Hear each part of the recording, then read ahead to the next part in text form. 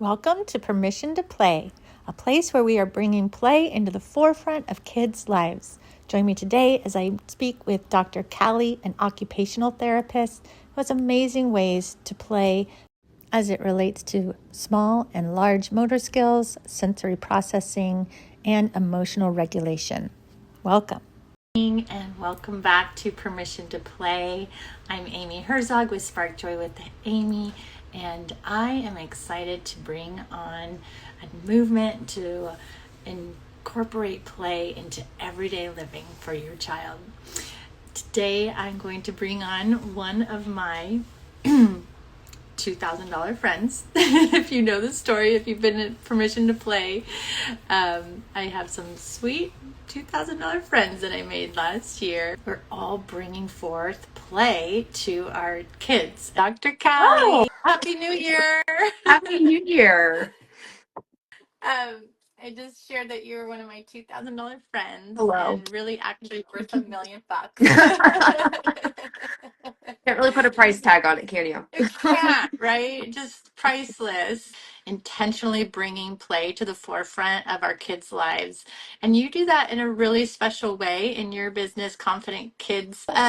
You're an occupational therapist, which is a little different from some of the gals in our group who are teachers and tutors and coaches. But I love that we converge so well. Will you tell us a little bit about what is an occupational therapist, and what does play have to do with that? So tell us a little bit about yourself. Yeah, I feel like it's really hard to encompass all that occupational therapy can do. I was having a consultation call with a parent yesterday, and I was just like, we're really like a Swiss Army knife.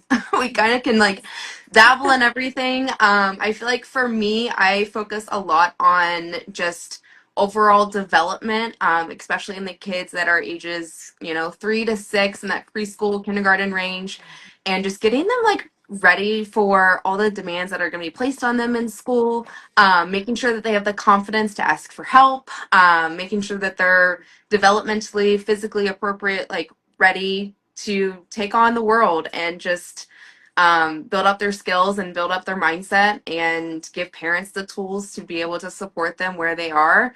And just, I offer a lot of coaching for parents too, outside of that one-on-one therapy, but yeah, we kind of do it all. Fine motor, gross motor, sensory, emotional regulation. I like those four. So yeah, I think they all integrate together really well, and they're all very much needed when it comes to that kindergarten readiness. Yeah. I love that. When we think about kindergarten readiness, oftentimes, I don't know if it's just me in my field, but it's like, oh, they have to be able to know their letters and read and, Yeah. but there's so much more to kindergarten and to launching them into this little step, big step, one small step for mankind. Huge step for a kindergartner is this bit of independence to go to school and be a part. And it's huge. I was a kindergarten teacher, and there is so much expected and so much to really regulate. So I love that focus.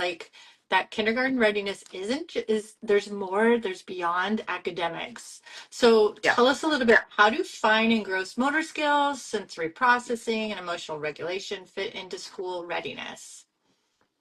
I feel like it's the foundation for being able to learning academics. If we're not able to regulate our emotions or regulate our sensory system, we have a really hard time being able to learn all that there is to learn in kindergarten. Whether or not we believe there should be all this academic pressure on kindergartens, which is a whole different subject.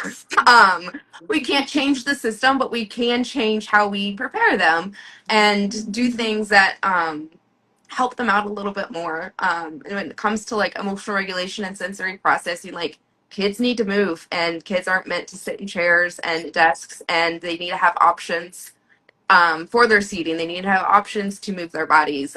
They need more of that free range and that more independent play. Before and after school, I feel is super important for them. Giving them a lot of more control at home, because I feel they control all of their emotions and all of their needs as much as they can. They hold it in all day, and so giving them that opportunity to get it out after school, before school, and yeah, getting them ready for fine motor, gross motor, being able to make sure that their hands are ready for all that they need to do, cut, color, glue, give them the opportunities to just explore it, not putting a ton of pressure on them to do certain things, but just opportunities and exposure to Yeah. those activities. And what role does play have in developing those skills All of it. then? Being able to incorporate those things into their play. And I feel like when it comes to like occupational therapy, my means to an end is play. Like my means to meeting their goals is play. And without that rapport, without that relationship built through play, it's going to be a really hard time meeting their goals and getting them ready. So, play is how I do therapy. It's play based, it's client based, client centered, making sure that I'm involving their unique interest into what I'm doing and making sure that it is motivating for them. If it's not motivating or intrinsically motivating to them, they're not going to want to do it. Just like same thing for adults. Like if it's not motivating to me, we're gonna have a really hard time doing it. And that's the same for kids. Yeah. What are some examples, just like off the top of your head? Do you have some quick go-tos that are your examples for how to, for those play-based activities? I do a lot of obstacle courses. We do a lot of movement, and then I build in like their interest into that. If they really like dinosaurs, we're gonna do some dinosaur stomping and some walks and things like that. We're gonna build a sensory bend with dinosaurs and get out the tongs and get out the spoons and all the things. Um, yeah, I mean, anytime that you can just be on their level, be on the floor, and whatever they're interested in that time. Like, I don't ever like come into a session with like an exact plan. Like, this is what we have to get done today. But it's very flexible. It's very fluid. It's very just like me, letting them lead me, and then me just kind of like tweaking some things and seeing what I can incorporate, what skill set I have to offer them, and giving them some like ideas to build on, and then just kind of go from there. Yeah. Oh my gosh, you're saying so much that it's just like firing off all these pistons in my brain. I love as you're talking about the dinosaurs, like I'm hearing those uh large motor skills, right? Like the stomping and then the Yeah. small ones with the tweezers and getting them to like move a dinosaur here with tweezers or so those fine motor skills are important and when we do it with play, they don't feel like they're being No.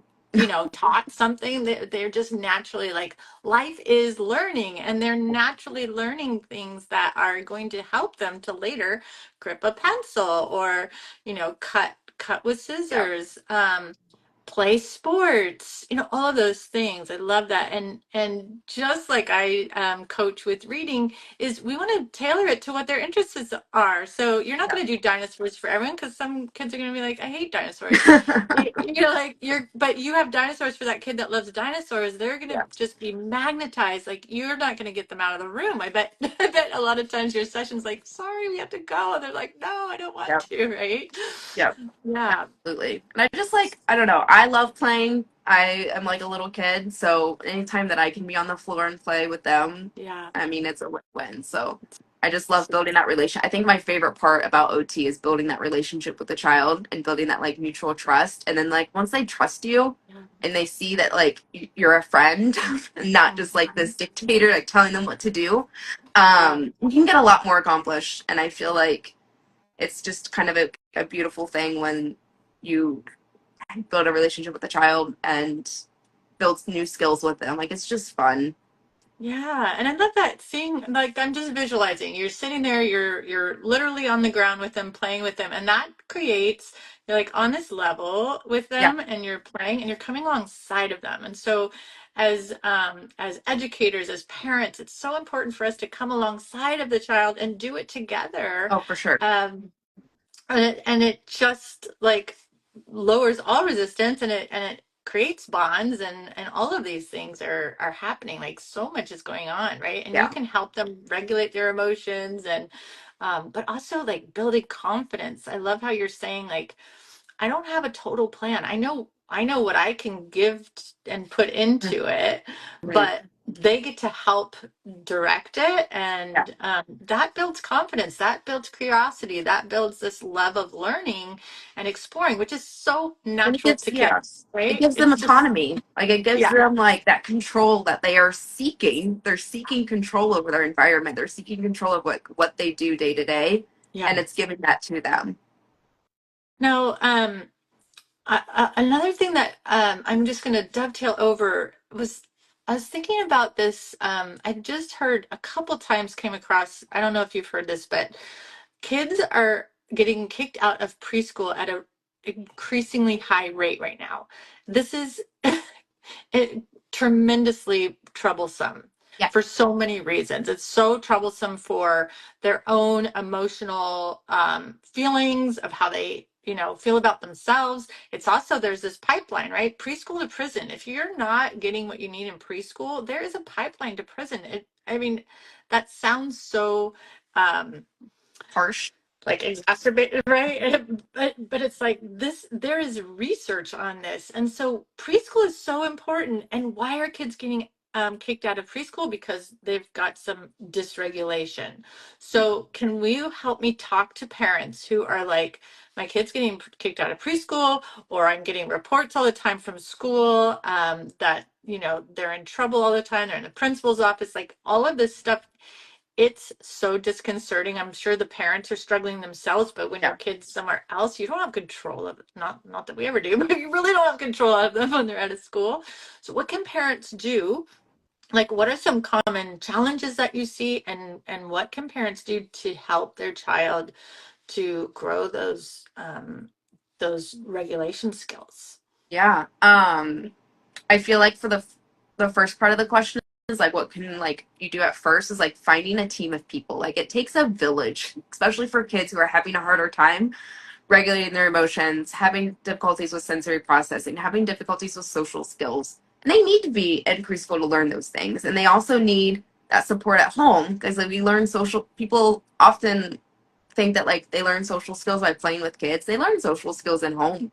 They learn how you interact with other people. They see you at the grocery store talking to strangers. They see you and that you're their model. And so I feel like it all starts at home, but it's also like giving parents that education of like how to talk to your child or how to navigate difficult situations. How do you navigate difficult situations and making sure that you're modeling regulation for them?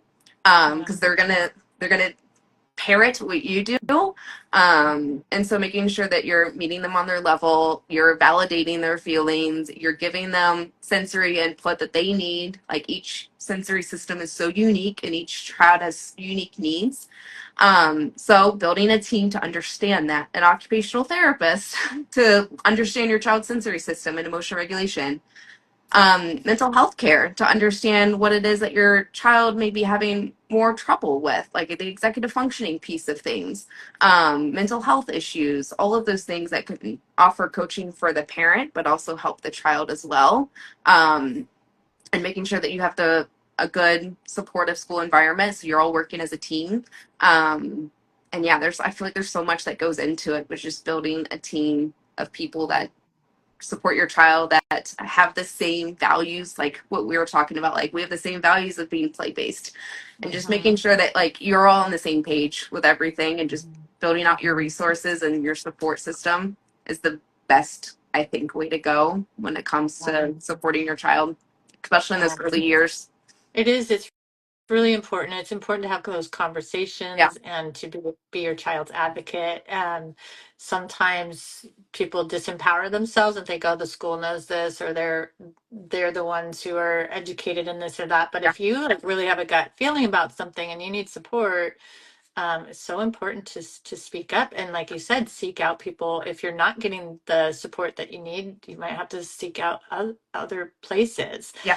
And I don't think I even knew about occupational therapists, like maybe even until I met you.